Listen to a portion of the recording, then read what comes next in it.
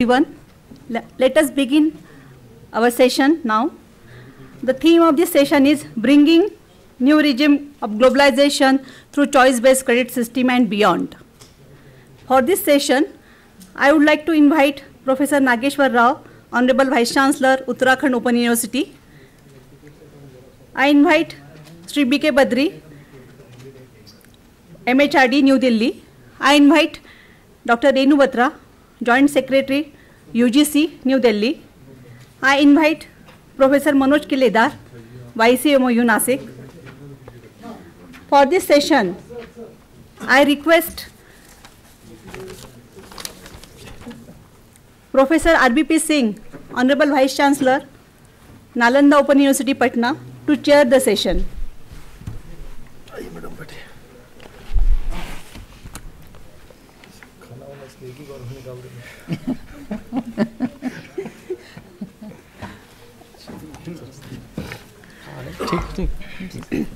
Please come, sir.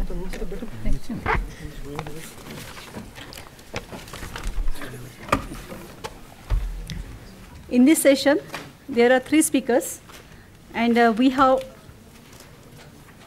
to finish this session till 5 o'clock. So accordingly, we can manage our time schedule. So now I hand over this session to Chairman. So we can start the session. Please go. All the speakers. Yeah, all the speakers are here. So first one is Professor Nageshwar Rao, Honorable Vice Chancellor, Uttarakhand Open University. I request him to deliberate on his lecture.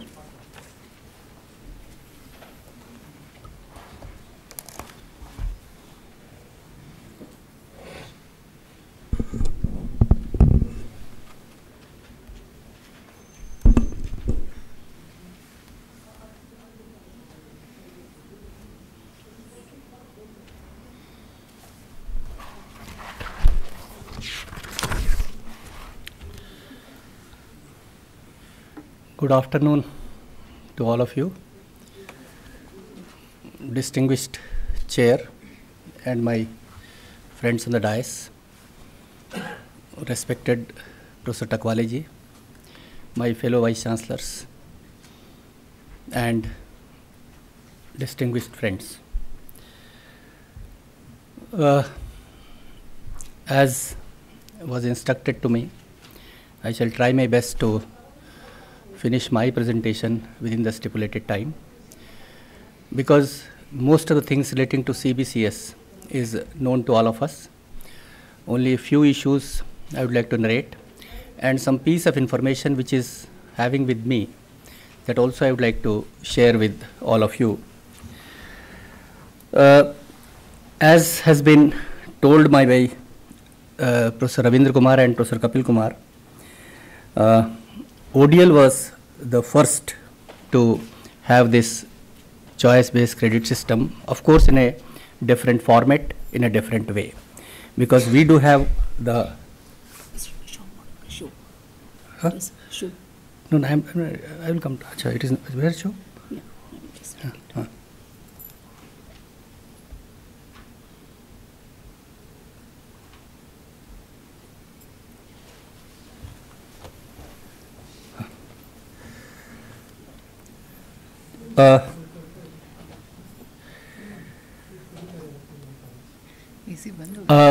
For this CBCS, we had an inter-university meet at IGNOU also 3 months back, and there we have deliberated lots of issues relating to implementation of the choice-based credit system.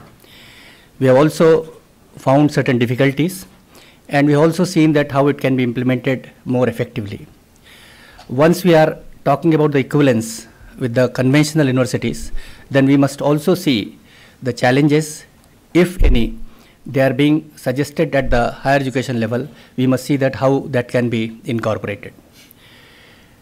In the same sequence, we have invited Vice Chairman UGC to help us that how this CBCS system can be introduced in the ODL scenario. He has interacted with all of us, and he has ultimately found that there are certain peculiarities in the ODL system. So those peculiarities they have to be addressed specifically, because right now the module or capsule which is being put on the website by the UGC, that is more suited to the requirements of the conventional universities. So he felt that there is a need for certain changes. And for that, the UGC, it has also trying to have a committee, and committee is also having the representation from the ODL people as well as the conventional people. So that process is already on. But even in this transitory period, we see that some of us, at least 1 or 2 universities, they said that they have implemented this choice-based credit system in their university. A few, they are in the process of implementing it. A few are still thinking that how to go for it. And this is the entire scenario. 1 year back, as far as all the 39 central universities are concerned, Ministry has issued a directive to all the central universities that they must implement the choice-based credit system. And for that, 2015, during that whole year, this directive, it was being monitored by the ministry, and Honorable President of India, he was also there. And finally, in the end, in the December, it has been found that out of 39 central universities, 36 or 37, they have implemented the CBCS. At some certain states, a few state universities, they also implemented it. So this is the overall scenario. Against this backdrop, I would like to state a few things. Most of the things you might be knowing it, but even then, what Professor Kapil Kumar has said in the beginning itself, that this CBCS concept, it has been brought from the West or from the other countries of the world. One thing which you have to understand, that there the student strength, the learner strength, in any open university, it is 4,000, 3,000, 10,000, 15,000. 15,000 may be the maximum strength. But when we come to India, here maybe the smallest open university, it will have a student strength of around 40 to 50,000.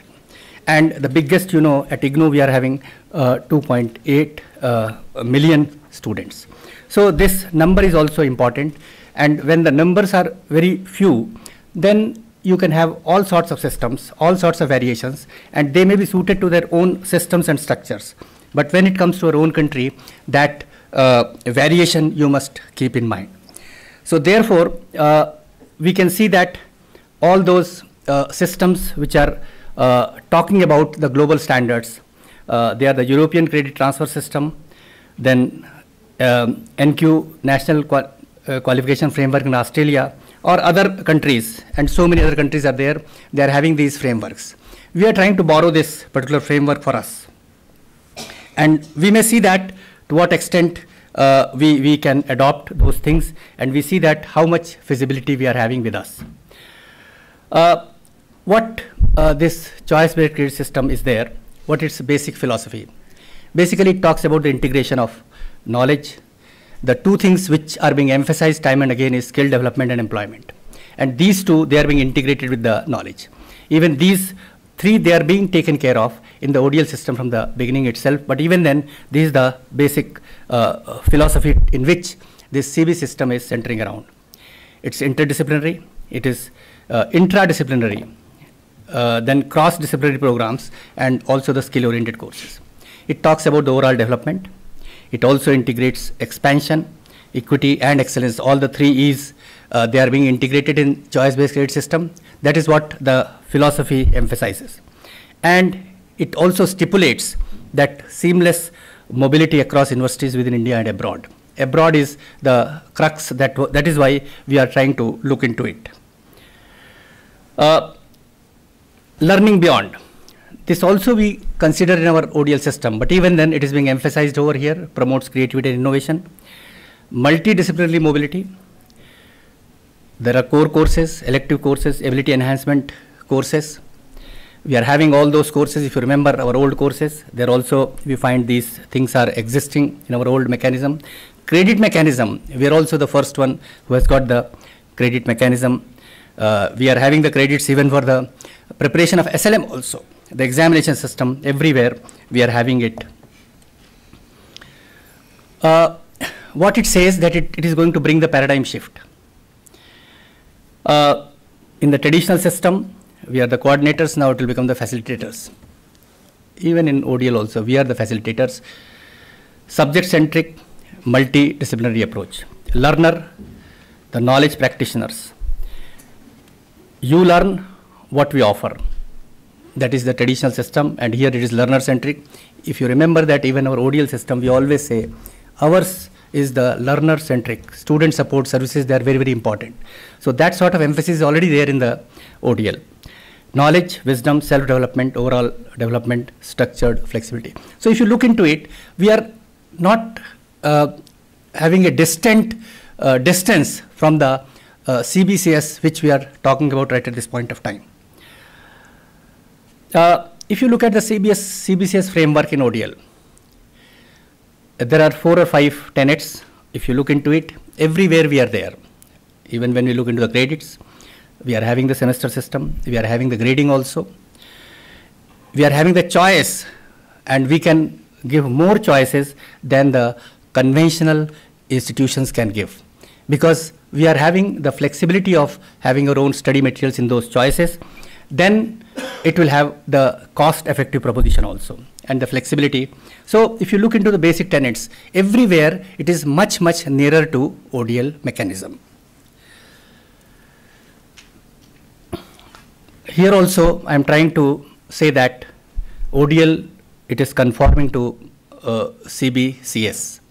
Emphasis, if you look at all these points, everywhere, even in terms of autonomy, continuous assessment, or in terms of academic excellence, everywhere we say that yes, we are conforming to the choice-based credit system mechanism. Broad-based education, we are much more broad than what our conventional institutions are. Multidisciplinary approach. So everywhere we are having all those things. So why I am emphasizing again and again that we are very, very near to this CBCS, to which the Western countries, they are always advocating it.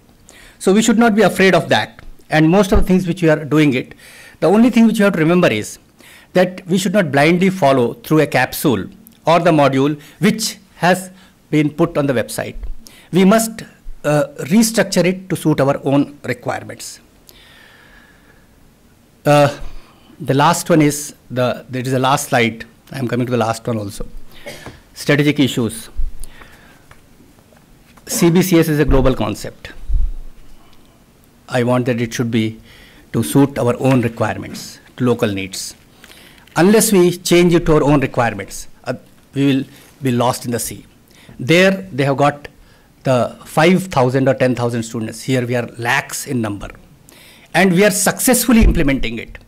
Only a year back, I was invited to Malaysia. And almost all the Asian Open Universities, they were present over there. And when we talked about IGNOU, stating that we are having 2.8 million students, they said, how you are running it? And at that time, the examinations were going on. So there, even for 5,000, 10,000 students, they are facing lots of issues. So once we are having a well-defined and well-structured system, so we can do wonders. The only thing is, we must see that global perspective, it should not destroy our localized structure. Inculcation of relevant skills. That is very, very important. Once we talk about the CBCS, we must see that skills, they are to be incorporated in our curricula. How we can incorporate it? If it is relevant, then only incorporate it. If it is not relevant, don't go for it.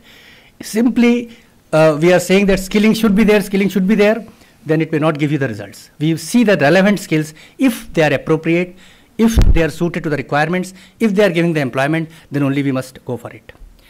Institutional readiness, we must go for it. Why I am telling you? Because if you are talking about the equivalence, if you are talking that the conventional universities and we are at the same level, at the same standards, then we must go for it. Even if any challenge is being put before them, we must also accept those challenges. There is a bigger issue, that structural rigidity, regional centers and study centers. You know that in UK Open University, they are losing heavily.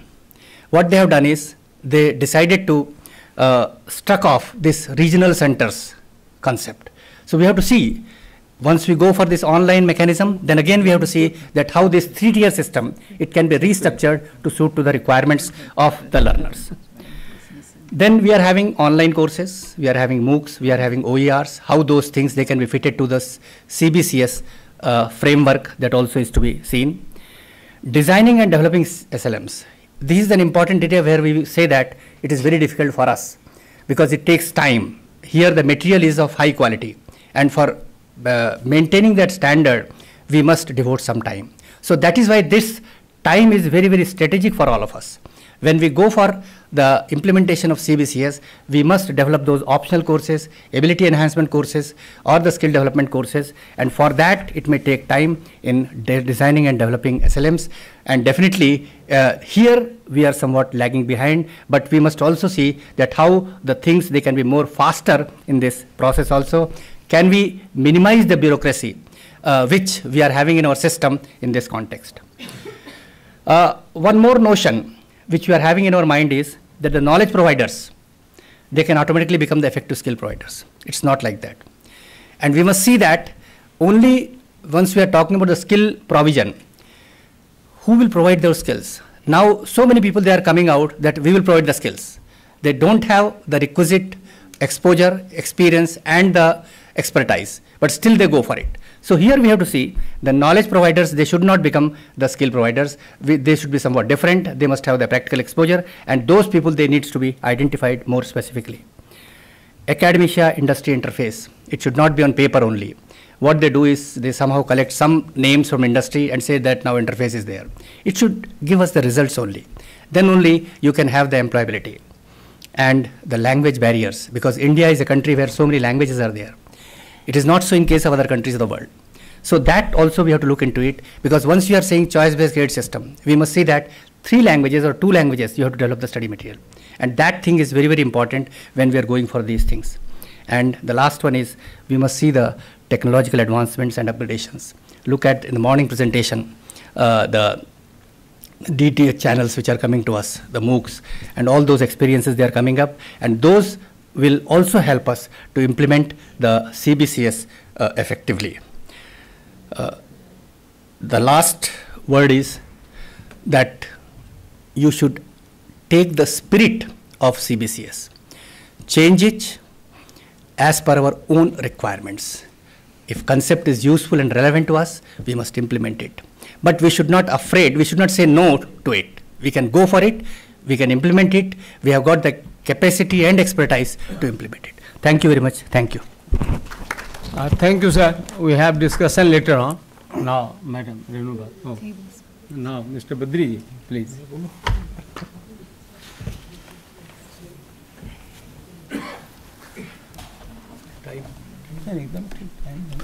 Namaskar, respected Vice Chancellor YMCU, Professor Salunki,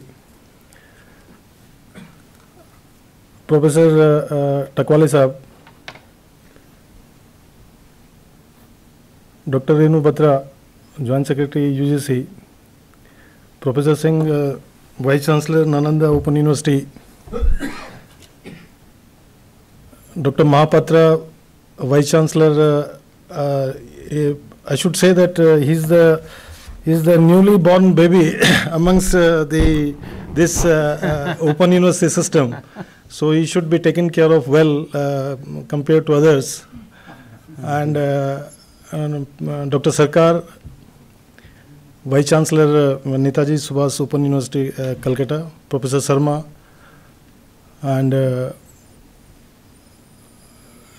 Dean from Handik Open University, Assam, Vice Chancellor Tamil Nadu Open University, and all senior faculty, Professor Kapil Kumar from IGNOU. Lot of things have been already spoken, and very less thing is here to speak. We have to just tell certain things about the system. And I would like to assure you that many such meetings have been held in past at university levels, and IGNOU has given lead on variety of issues for the developmental aspect of the Open University system. So whenever we go for certain this kind of interactions with the Vice Chancellor and the academia from the open educational world, all those things should not be seen in isolation.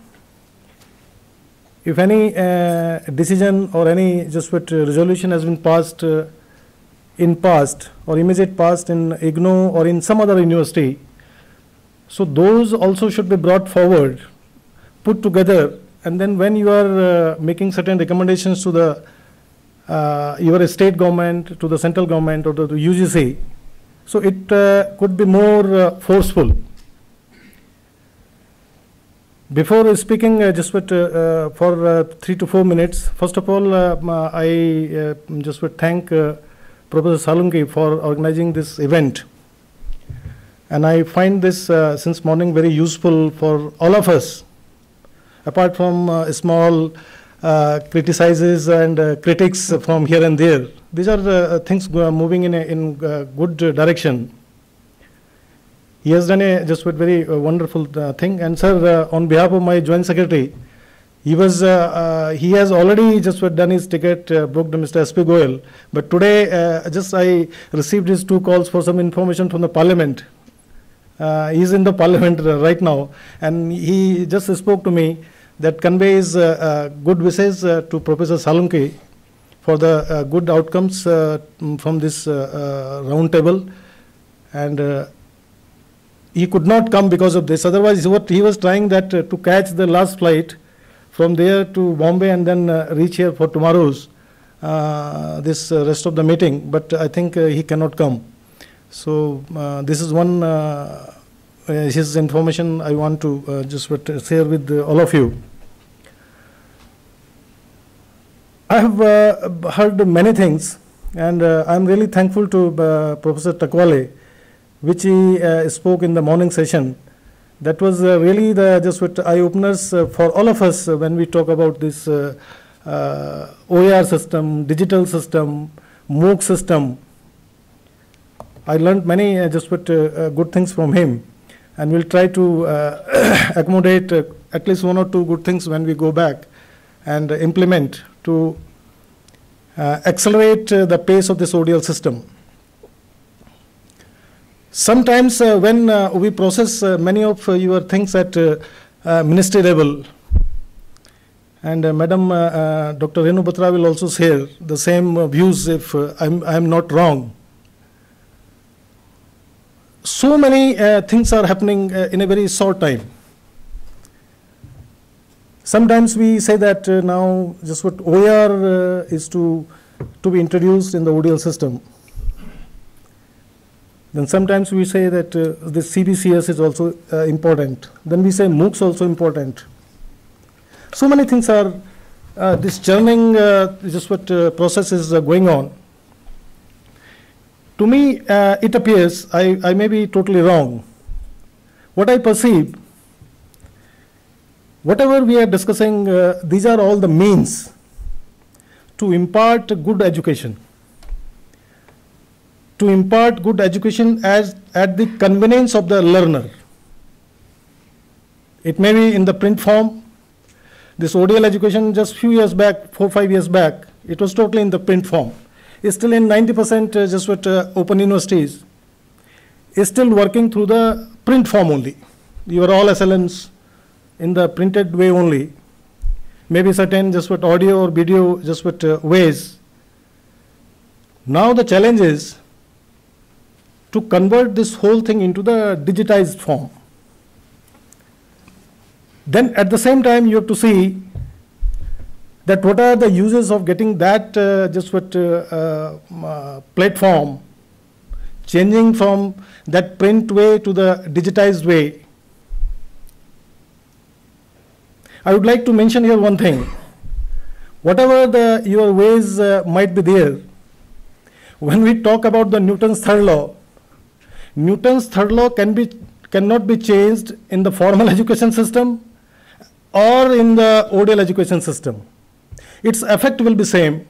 its cause will be same, its impact will be same, and its result will be same.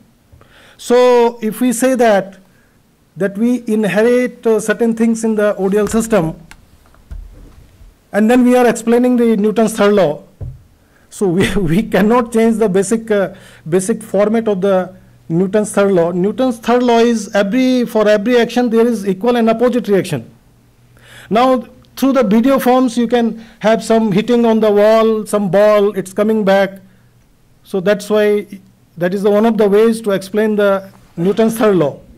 But the basic genesis of Newton's third law is not going to change through the ODL form or through the formal system, through the conventional universities. When it is taught in the classroom or it is taught through your SLMs, the basic concept of the Newton's third law is not going to change.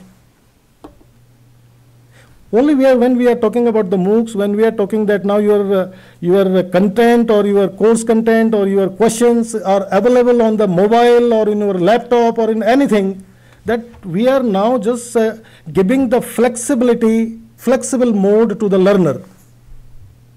Now, how much flexibility you are going to give to the learners, you have to think that what is that limitation? How much you are going to make that flexible? And the beauty of the ODL system is its flexibility. As I just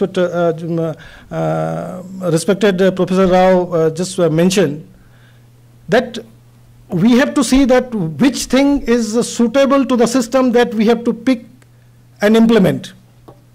It's not the thing that because that thing is now talked about in the environment, then we must now just take and implement. So we have to be very cautious in implementing the ways when we are imparting the ODL education through your university system. We have to be very cautious about the quality aspect. We have to be very cautious about the examination systems. We have to be very cautious about the examination reforms. Just the Professor Singh said that in his university, the results are in BA honors or it's around 15 to 20%. We have to see that how it's not just a good sign that we are very tough in the examination system, because our lot is now in 20 years back we had a different lot. In the morning we said that the lot given to us was only below 40%. Now this is not the criteria for taking admission in the open universities. Professor Rao just mentioned that in UK Open University, I had got a chance in 2014 to visit the UK Open University. And when we had interaction with them, they revealed to us, and it was a very surprising factor. They said that out of around 79% clientele of our total enrollment is from the industry. And direct admissions are only some 20 to 22%.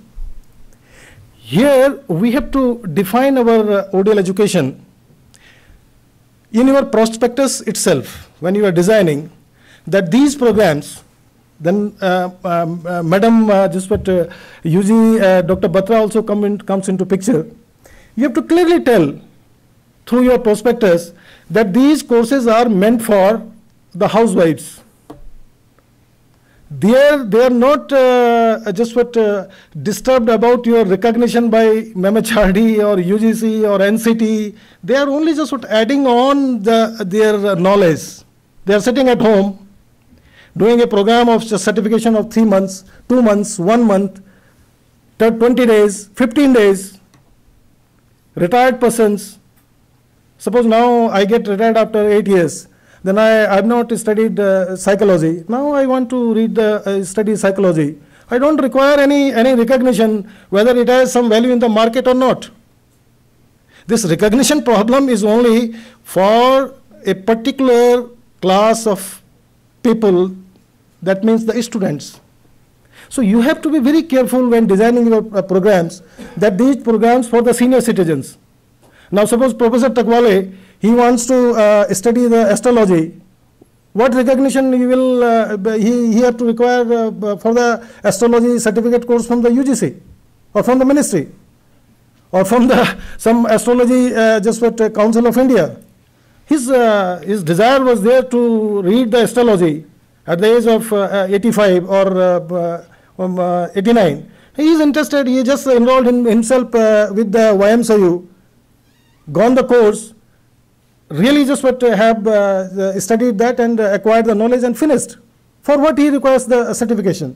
So you have to design and you have to exhibit your just what prospectus according to the choice of the, because it's the flexible system. It's not only meant for the students. It is meant for all people of the society, starting from 10 years to 12 years to up to 100 years. So this is actually a big challenge before the ODL system. You have to fulfill the need and desires of the students also, need and desires of the parents also, young people, older people, and the senior citizen people, and accordingly you have to just what choose and design your programs, and of course in consultation with the just what UGC. Now I tell you that at times we think that when certain regulations or certain orders are issued at the behest of any agency, the purpose of those regulations or those orders are not just what with the bad intention. Those orders or just what the regulations are issued in good intention, but at later stage just what we find that it is not suiting a large number of just what stakeholders, and then that good intention turns into the bad intention. Government of India, HRD or UGC will never make any issue in a bad way, which will just what cause harm to the Open University system. But because of certain I tell you, at the international airports,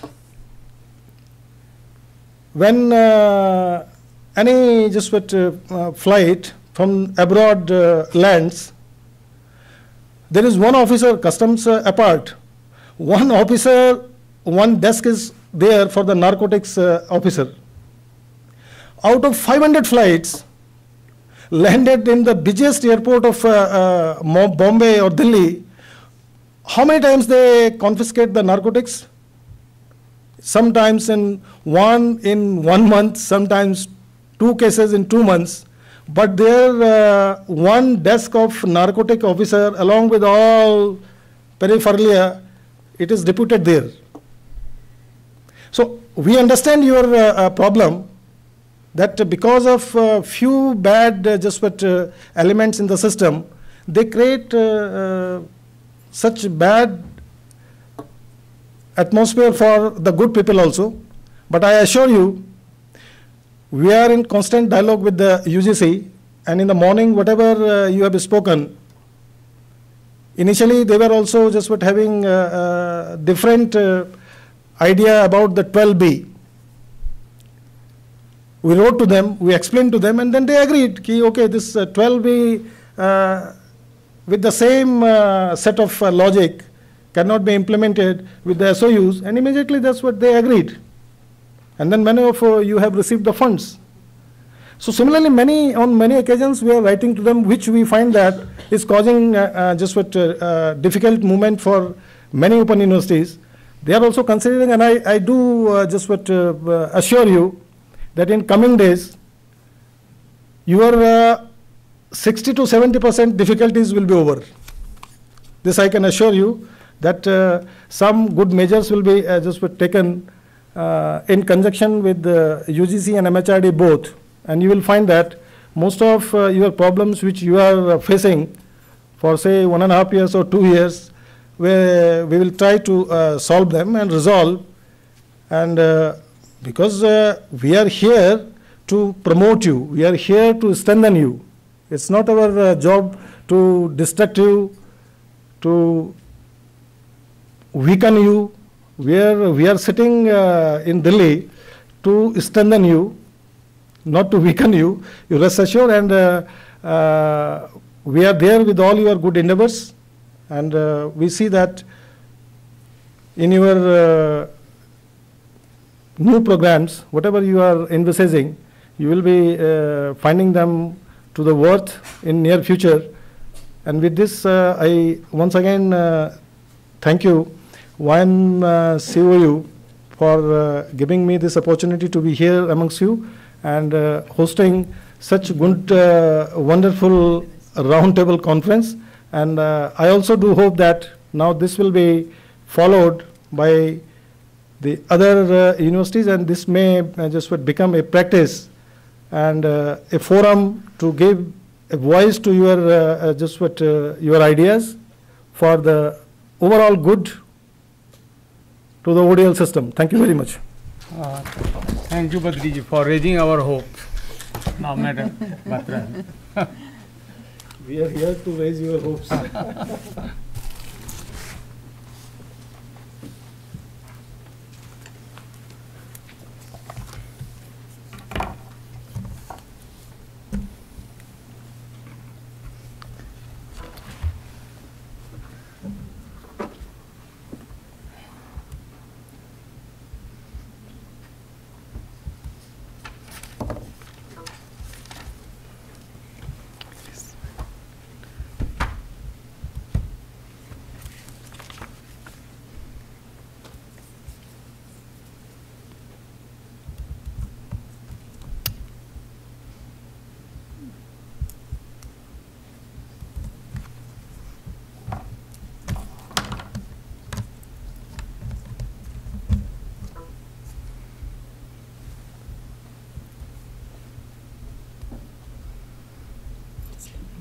This is the one, no?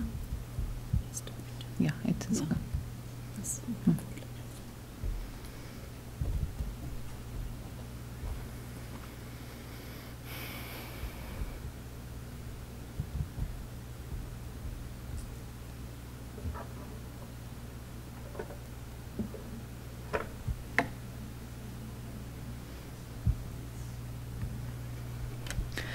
Honorable Vice Chancellor Professor M.M. Salunke, Professor R.G. Takwale, Founder Vice Chancellor of YCMOU, Vice Chancellors of State Open Universities, Dr. Badri from Ministry of Human Resource Development, senior colleagues and academician or the stalwart in the system of the distance education. Let me convey my sincere thanks to Professor Salunke for giving me this opportunity to listen to all of you. Basically, when he spoke to me that we are going to have this roundtable conference, would you be able to make it? I said definitely I would be coming over there, not to say anything, but to listen to your views. What are the challenges in the distance education? What are the difficulties? What are the bottlenecks? What the policymakers have to do so as to look into the interest of the ODL system and for the furtherance of the ODL system in the country. That's how I am here. And since morning, I have been listening to all your valuable input. And as Dr. Badri has already lightened my job, that we will carry all your valuable input and we will try to look into that, how that can be introduced into the policy interventions. Since I'm not the person who can take the decision, but of course I can convey always your sentiments and your views to the authorities concerned in the UGC as well as in the Ministry of Human Resource Development. Then again, I must apologize that I am not an expert in the distance education. And I have been, of course, I have been looking after this Distance Education Bureau for the last less than 2 years. And I have been learning from all of you. Whenever I get an opportunity, I try to interact, I try to understand what is the distance education system. And to sort out certain issues, we have already constituted a high-powered committees under the chairmanship of Professor H.P. Dikshit. There are 3 commission members on the member and 2 other experts in the distance education system. They are there in that committee. And some of the issues which has been raised in the morning, we have already placed before that committee. But as you know, it takes some time to evolve that system and to bring that system in place.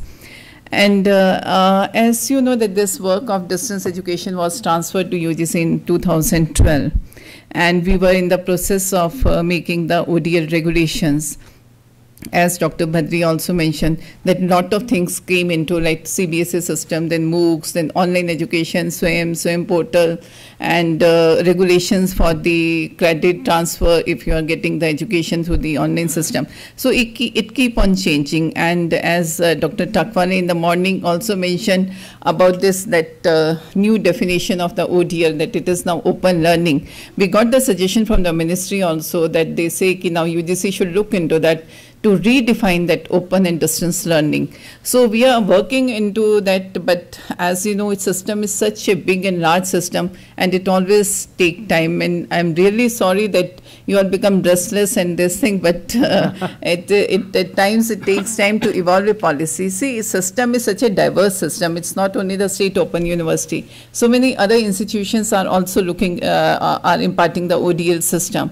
So either we should have a different policies for the different sectors of the institution, or we have to common policy with the inbuilt flexibility which can help a particular type of the institution, that all these things are being looked into. So I'll not discuss much on the distance education. I'll just give an overview of the higher education system as well. As you know, that Indian higher education system has expanded to a larger extent.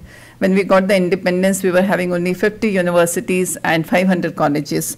And now we have around 847 universities and around 44,000 colleges in our country, which are imparting the regular higher education system as well as the distance education. And if we look into the share of this type of the institution, we can see that there are 347 state universities, which amounts to 41% of the total higher education system. But again, that the new concept which has emerged in the last few years only, that most of the state, they have come out with the state private university legislation. And number, when long back, I think 7-8 years back, when I was dealing with this private university, there were only 8 private universities. And over a period of 5-6 years, the number has, yeah, sorry. The number has increased to 235. That is 28% of the higher education system is through the state private universities. Then we have another sector, that is the institution deemed to be universities, which constitute around 15% of the higher education system. Then we have the institute of national importance, it's around 11%. Then we have the central universities, which is only 5%, 46 in number, 39 are under the purview of the UGC, which are 100% maintained by the Government of India. So this is the scenario which the overall higher education system in our country. And if we look into the faculty enrollment in the different sectors or the discipline, 37% are basically arts courses, 18% are science courses, then 16% are commerce, 5% constitute the education, 16% constitute the engineering and technology, 4% medicine, 1% agriculture, and some veterinary science, I think, I don't know why it's 0%, and 2% is the law. So this is our overall distribution. That means still more major portion is for the arts, commerce, and the science. And education constitute 5% of that. That is basically faculty enrollment in various disciplines. Coming to the level of the courses, 86% graduate program, that means, and 11% postgraduate. That means only 11% of the students of the 86%, they reach up to the level of the postgraduate. Only 1% of the 11%, they goes to the research. And rest of them, 2% are the diploma and the certificate, and there are 0.4%, this is the integrated courses. So this all is about the, what is the regular system. I'm talking of the regular system in the